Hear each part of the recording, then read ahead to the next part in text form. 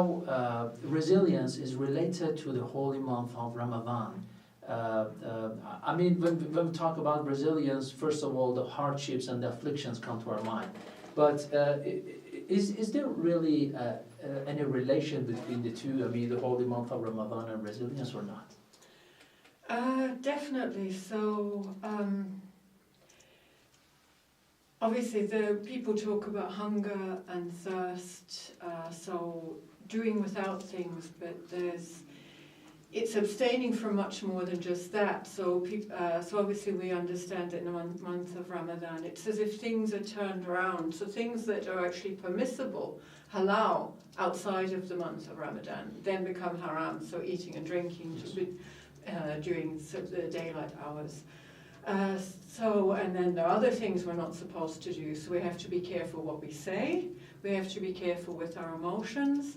We have to be careful even when we're reciting verses or quoting verses from the Holy Quran. Yes. So these things too. So it's a focus. So we have to be much more particular, much more careful Yes. in the way we conduct ourselves. So that's all right. So we could say that the ordinary lifestyle that we have every day must be very much different during the holy month of Ramadan. I mean, even the most trivial points that we did not care about in our ordinary lifestyle in other months are now important and becomes significant in the eyes of Allah subhanahu wa ta'ala in our daily lives. Our relation with the parents, children, the friends, the colleagues around in our, we can say, workplace and everywhere. Now the question is that, are there really a test or an examination in these hardships put in the holy month of Ramadan for us from the side of Allah subhanahu wa ta'ala? Well, obviously, so we're also told that, so the month of Ramadan is, so it's not actually specifically described as a month of fasting, it's described as the month of the Holy Quran. Yes, Rabi al-Quran. And so, of course, we're also told from the Quran that mankind is created in toil, so in struggle. This is who we are. And so in a sense, the experience of that month of Ramadan, in a sense, condenses that. So this struggle that we have, maybe in other ways outside of the month of Ramadan, is maybe focused on, much more concentrated in these 30 days. That's all right. People go through the hardships. I mean, they fast, they are hungry, thirsty, they have to abstain from many things that they love during the holy month of Ramadan, from early dawn to sunset. So they have to take a lot about their behaviors, how do they act in the society. It is not only the matter of thirst and hunger, I think. I mean, all your body organs are fasting. And also from iftar to suhoor. I mean, not from suhoor to iftar now. From iftar, when you break your fast, to suhoor time, you are also in the eyes of Allah subhanahu wa ta'ala more than before. I mean, you're always in the presence of Allah subhanahu wa ta'ala. Now you have to take care more. How do you think the holy month of Ramadan can help us to be more resilient during the ordinary days of our life? Well, you see, the month of Ramadan, the way I talk about it myself, so my words, so my response to this month is that it's, yes, so there are sacrifices, there are certain hardships, but they're actually very small. So there's something very special in this month, because it's also there, obviously it's also meant to bring all of us closer to the Quran, because that is the focus. Yes. And that means we're becoming closer to Allah, so so we're remembering Allah much more. And this is something very beautiful and hopeful and uplifting. And this is where we sort of get into the realm of resilience. Yes. Because resilience, for example, if we come with a Western understanding, if we've read psychology or just the Western media, there's a particular idea, or we go through problems and we just have to be tough and we have to be hard and put on a smile. But what's the purpose? Okay. Because the problem is, without this attachment to Allah, Yes. that just means, okay, we'll have this problem, and if we're strong and tough and we have support from loved ones, and we have some positive things, we deal with it, and then comes the next problem and the next one. But there's no understanding that everything we go through in life has a purpose. Yes. So these hardships have a purpose. And that's obviously the Islamic understanding. That's what resilience is. It's very different. The differentiation that you made between the Western school of thought, I think resilience is mostly discussed in the field of psychology over there. Especially in this modern world, people's engagement in different matters, in these industrial movements, fast speed movements, with so many problems that the people tackle from early morning up to night. But at the same time, the empty place or the vacant place of divinity and God in their life. So Islam particularly, and all the religions, monotheistic, Abrahamic religions, have answer for that. They look at the concept of resilience from a different angle, isn't it? If you want to enumerate some of the, different, that's right, dimensions of the two, how do you clarify it for us? How resilience is different from Islamic point of view? So, for example, resilience, as defined, they even define it from a scientific point of view. So, for example, in the material sciences, it's defined as a capacity of a material to, in a sense, under curvature, under stress, to bounce back to its original state without permanent damage. So that actually is, I think, approaching our Islamic viewpoint. I'll explain that maybe afterwards a bit more.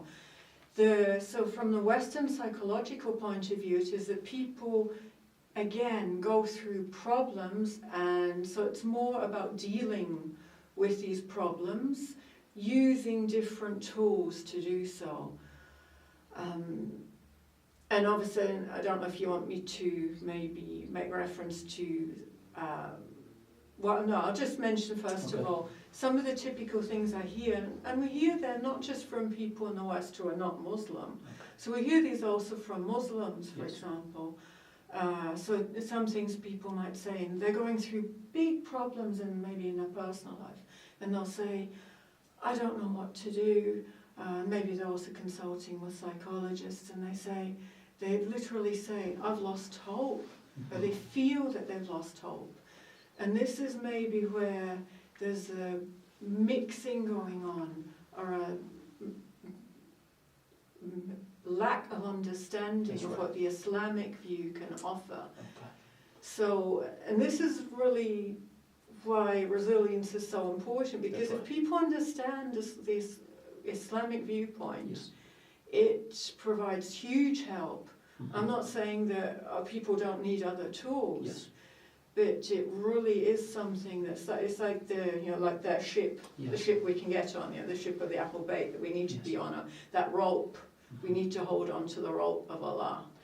Very, very, very good examples, because we could see in the lifestyle and the conduct of Prophet Muhammad, he himself faced so many problems when he was starting his prophetic mission. Nobody could believe that this man could make it on that time, with all these oppositions and disagreements of the time, with this jahiliyyah, ignorance of the people. He was attacked, he was under sanctions for so many years, maybe the most difficult afflictions of the time. But inside Islam, I think the story is now different. Some people believe in Islam, but do they have faith in Islam when they want to be resilient? There is a differentiation between the concept of i'tiqad and iman, al-i'tiqadat and al-iman, okay? So when you have faith in Allah subhanahu wa ta'ala, Prophet Muhammad, and you read good role models or examples from the life of the Ahlul Bayt, and that time you're strengthening your trust in Allah subhanahu wa ta'ala. Can you give us some practical examples from the life of Ahlul Bayt or prophets regarding resilience? Yeah, definitely. So two that I immediately thought of. First I actually wanted to talk about the story of Prophet Yusuf, because that's one of my favorites.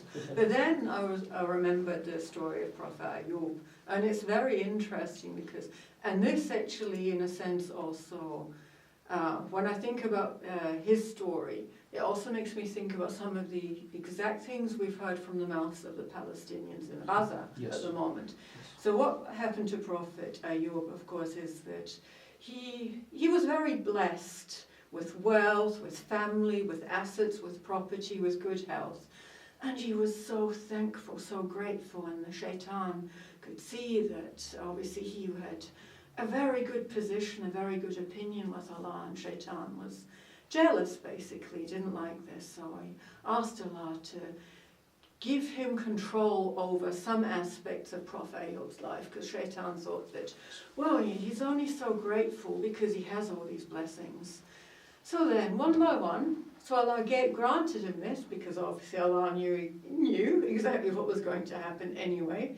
I presume that's what we would say. And so bit by bit, the shaitan then took away his wealth, took away members of his family, they died, took away his property, even gave him a horrible illness. And with everything that Prophet Ayyub lost, his gratitude towards Allah increased. And this went on for 7 years. Okay. And then Allah gave him back all his blessings. Very good. And then there's another interesting story that people, I think, if I can also use one of the examples from Ahlul Bayt. Very good.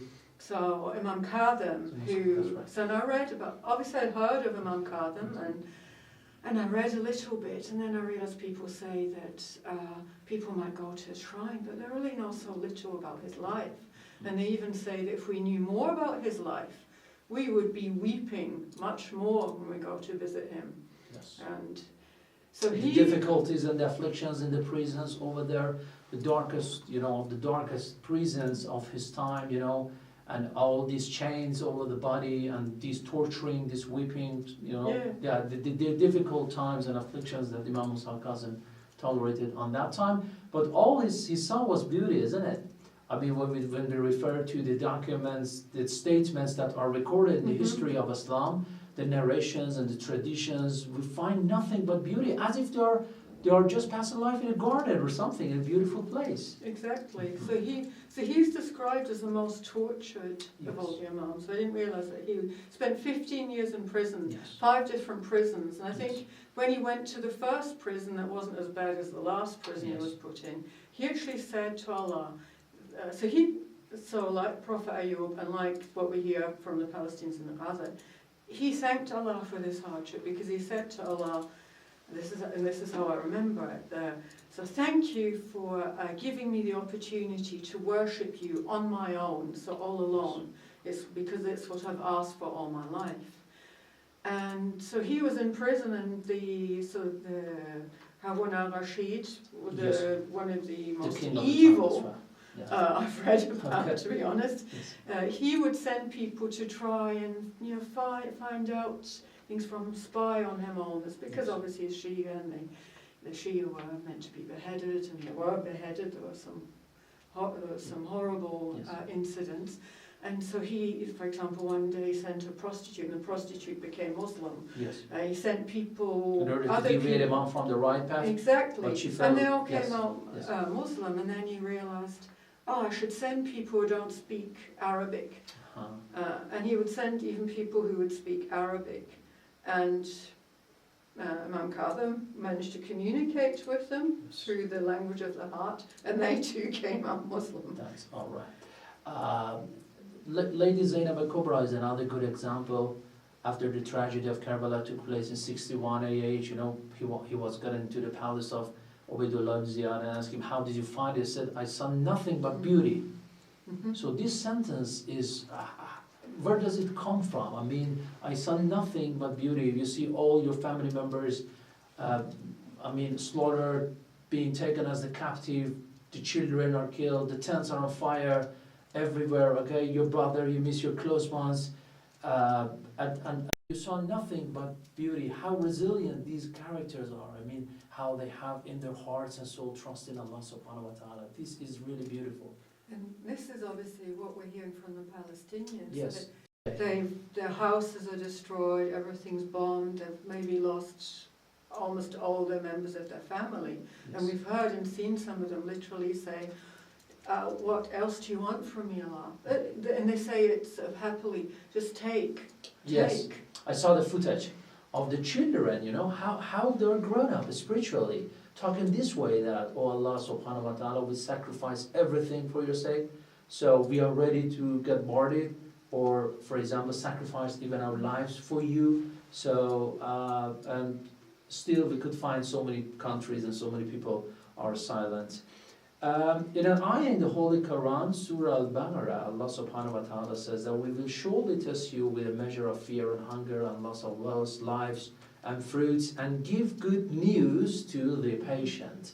So the main reason of the testing is in fact to, we can say, with a measure of fear and hunger and loss of fruits of life and wealth in this world. And وَبَشَّرِ الصَّابِرِينَ, we give glad tidings and good news to those who are patient. This is what is happening in Gaza nowadays. They are the best epidemic examples of the sabirin, those who are patient in the way of Allah subhanahu wa ta'ala.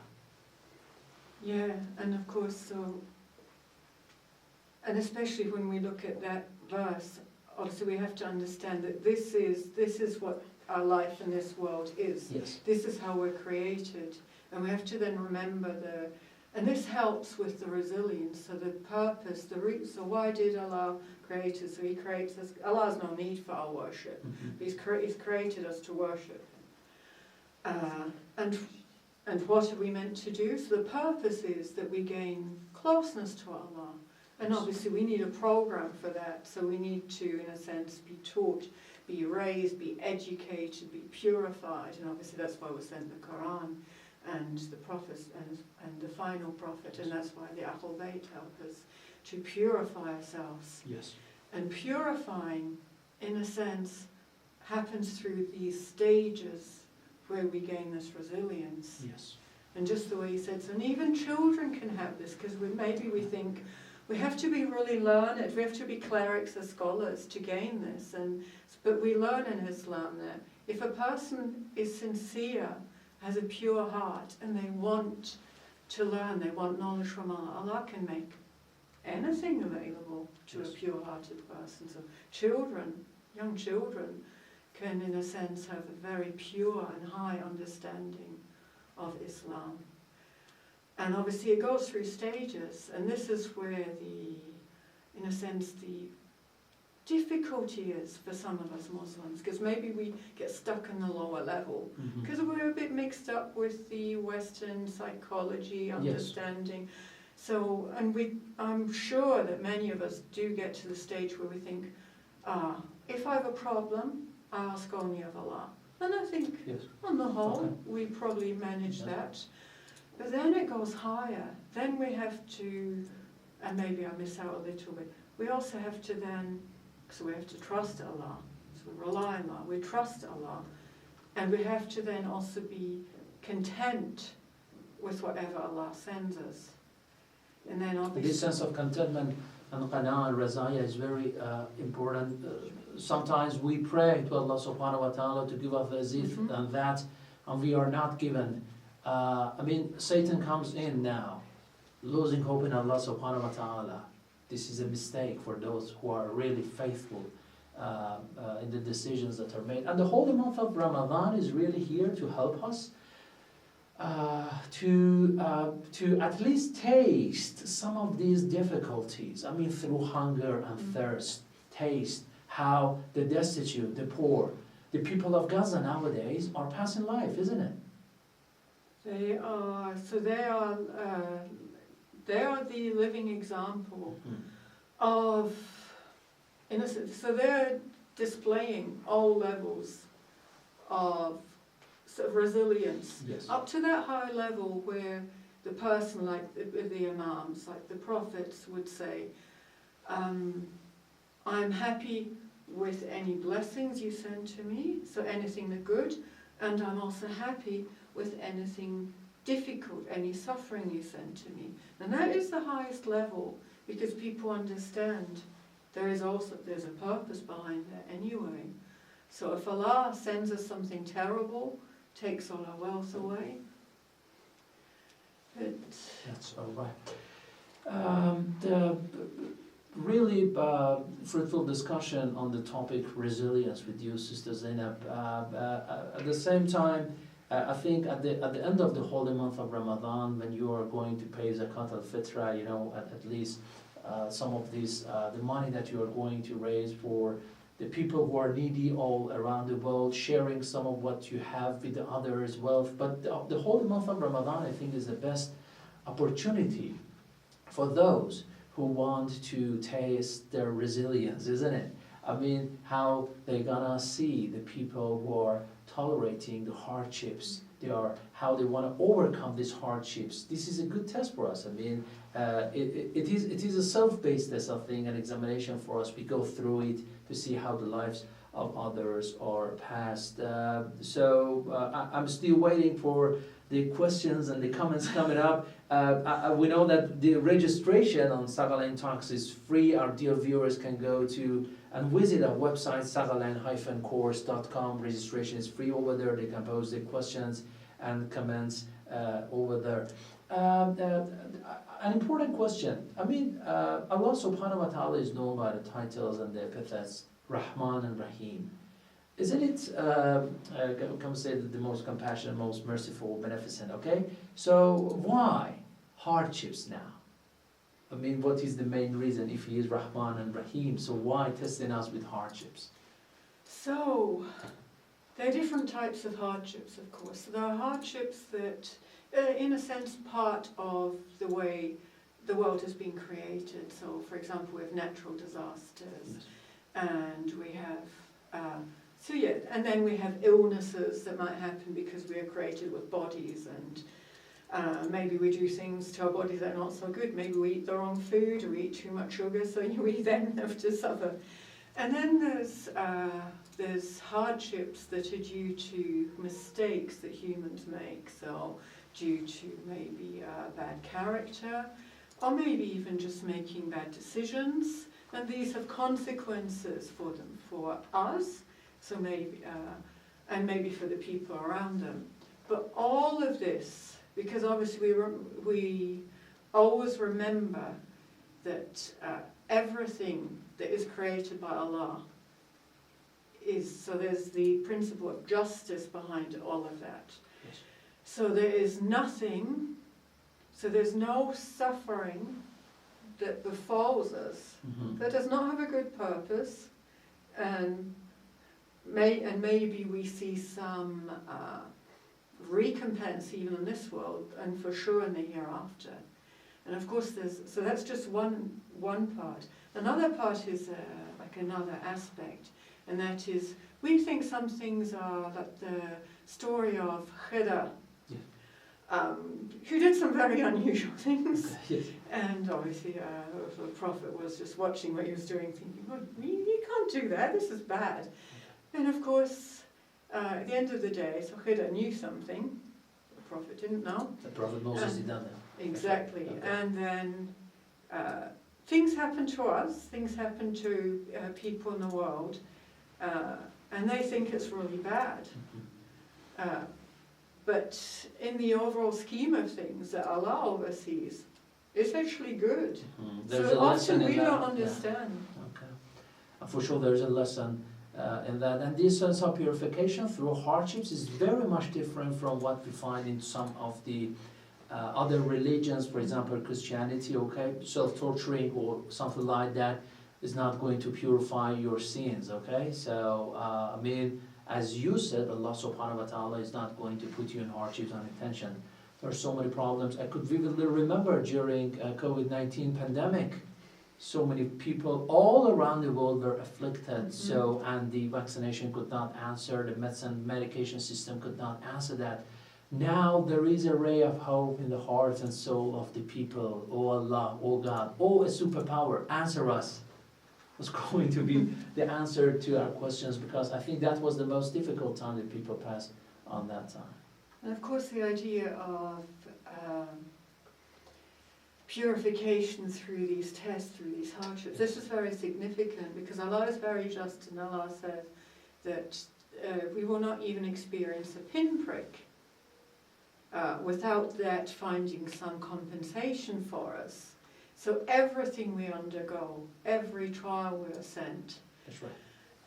And of course this again is something that in the West and Western psychology, Western media, people don't have this, they lack this, the idea that there is a purifying through the hardships themselves. Because some people might think, oh look, this person has cancer, he has a terrible illness, I wonder if he's being punished for something. So these things people might think in the West. Yes. But obviously we understand this in a different way, that sometimes Allah, and there's many different ways of understanding the tests, the hardships. It might be to purify us so we can actually then, when we die, we really have no sins left in our book, basically. It could be because Allah wants to get us to an even higher level in the hereafter. It could be that that suffering, that test, is actually just a small hardship, and Allah is actually saving us from a huge hardship by giving us this little one. So many ways of looking at it. So you go through a small hardship to be saved from the bigger one. That's right. Okay, that's right. A question from a U.S. citizen presently in Cuba. He says that, how important is the discipline of prayer and finding resilience? Yeah, so discipline and prayer. So this is something that I would immediately think of, so the idea of focus. And I relate this particularly to the month of Ramadan, because obviously sort of like a medicine for everything. Medicine to give us this resilience, a medicine to get to high levels of faith. Medicine to deal with hardships is remembrance of Allah, always remembrance of Allah. And obviously if we're able to focus a little bit more on our prayer, that gives us a bit more, and another little opportunity, because obviously when we're praying, we're remembering Allah. So if we're able to do that and not have our mind wander the whole time, that means it's just increased remembrance of Allah. That's for concentration on prayer, not only in the holy month of Ramadan, but during the all months of the life of a Muslim. This is what, based on Sharia of Islam, is the most important thing, prayer and salat on time. This question was once posed to the late Ayatollah Bahjat. What's your remedy, or what's your, it's better to say, cure to the spiritual diseases and the spiritual sickness? And he said prayer on time with discipline. And this is the important one. Okay, Brother Ali just has asked a question. Sometimes we see a Muslim who really believes in God's plans and divine faith, and he is familiar with the well-known verse of the Quran, إِنَّمَا الْأُسْرِ يُسْرًا. After every hardship there will be ease and comfort. But when it comes to action, like facing loss, tragedy, and so on, that person might feel, that's right, it's impossible to cope with it, get along with his life, and move on.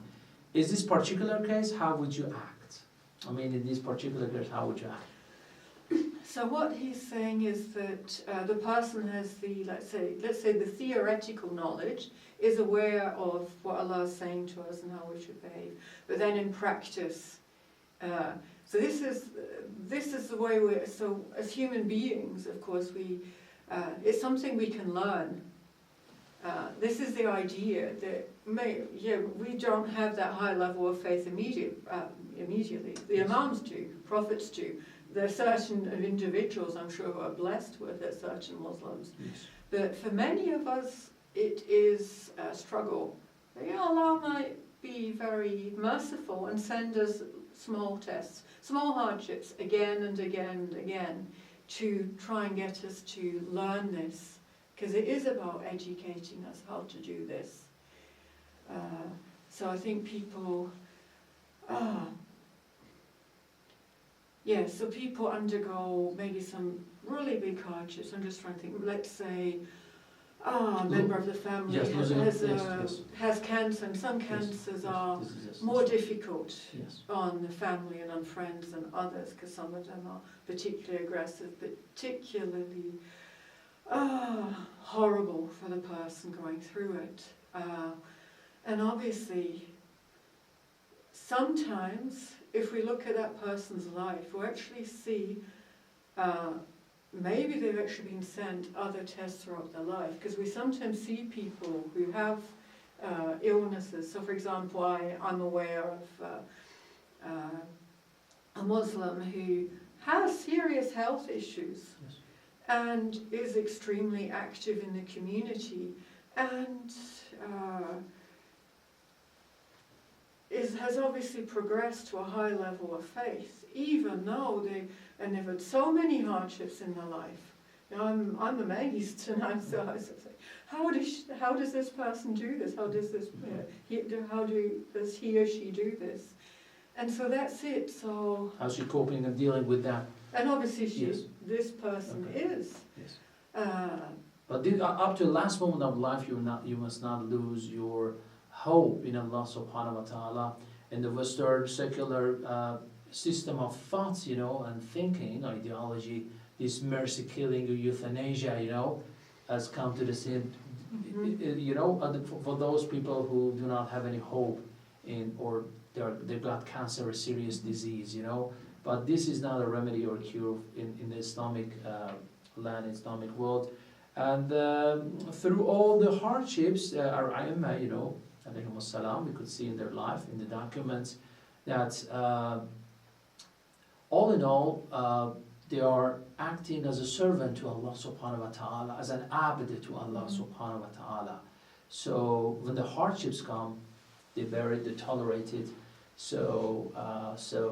And these hardships and all these afflictions and the difficulties are somehow like a way through prosperity and sa'ada in both this world and the other world. And obviously something we need to do, and this is again where the without Islam people lack it. So they give some tools to people. So Western psychology would give tools to people. So spend more time with loved ones and so on. But we have a whole list of things that our scholars have given us, the imams have given us, things that can actually help going through these hardships. So this obviously. So we should read the stories of the prophets, for example, of the Ahlul Bayt, to remember some what these people went through. We need to remind ourselves, for example, also of Resurrection Day and how important it is to somehow purify ourselves with whatever chances we have in this world here. Things such as, obviously, yes, praying on time, as Ayatollah Bahjat would always say. If people would complain, they had problems to resolve in their life. I think, from what I remember, he would always say, well, pray on time. Yes, pray on That's time. one of the best remedies. Giving charity is another thing that's recommended. Helping the poor. The night prayer. Obviously, gratefulness towards Allah for everything, the blessings and the things that we find difficult. Asking forgiveness from Allah the whole time. All of these things, so we have a huge list of little sort of tools and tricks. So it's like having a box where you can look in and see, well, what's going to help me? Let's try this, or do this, or do this. In the West, they don't have that, basically. And for sure, the holy month of Ramadan is the best chance, to select one of these remedies from the box, you said, and at least test it for some time, and for a while, and see what will be the results. Thank you very much, Sister Zainab. Nice elaboration from you on the concept of resilience in Islam. Anything missed? Inshallah, we didn't miss anything. And thank you so much. You're welcome. You're welcome, brother. It was very kind of you, really fruitful discussion with you, Sister Zainab, on the topic resilience and its relation to the holy month of Ramadan, presented to you, dear viewers, by Noor Online Islamic Center and Thaqalayn course.